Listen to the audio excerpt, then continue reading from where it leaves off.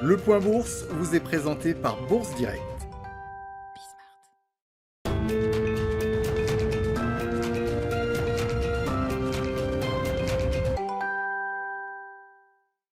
Bonjour à tous, ouverture en hausse ce matin sur le CAC 40. L'accalmie du côté des rendements obligataires continue à rassurer les investisseurs sur les marchés.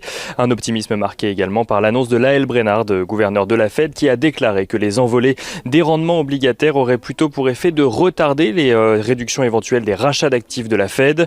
Une annonce qui a eu pour effet de calmer un peu plus les investisseurs. Ce matin, le taux à 10 ans américain se situe aux alentours des 1,41%, tandis que l'OAT à 10 ans français est lui aux alentours des moins 0,11%. Les investisseurs qui devraient suivre cette semaine les avancées en matière de plan de relance aux États-Unis. Si le projet est à présent devant le Sénat à la suite d'un vote de la Chambre des représentants, le Sénat devrait proposer plusieurs amendements. On se souvient de la volonté de faire sortir l'augmentation du salaire minimum du vote en question.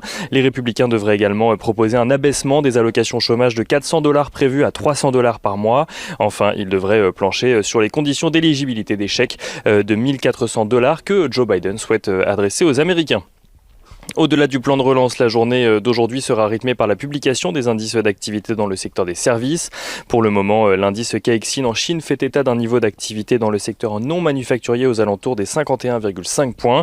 Un chiffre qui reste en croissance, même si celui-ci marque une décélération dans le pays. Et du côté des valeurs à suivre aujourd'hui à la Bourse de Paris, on notera que Stellantis, issu de la fusion entre Peugeot et Fiat Chrysler, annonce viser une marge opérationnelle ajustée entre 5,5 et 7,5% pour 2021. Une projection dans l'hypothèse où il n'y aurait pas de nouveau confinement important lié au coronavirus selon le groupe.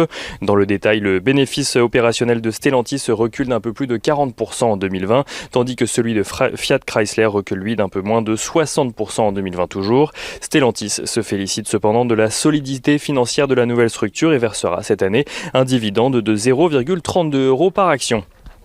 Et on finira avec le pétrole qui se situe ce matin juste en dessous des $63, alors que les membres de l'OPEP discutent actuellement d'une éventuelle augmentation de la production au mois d'avril.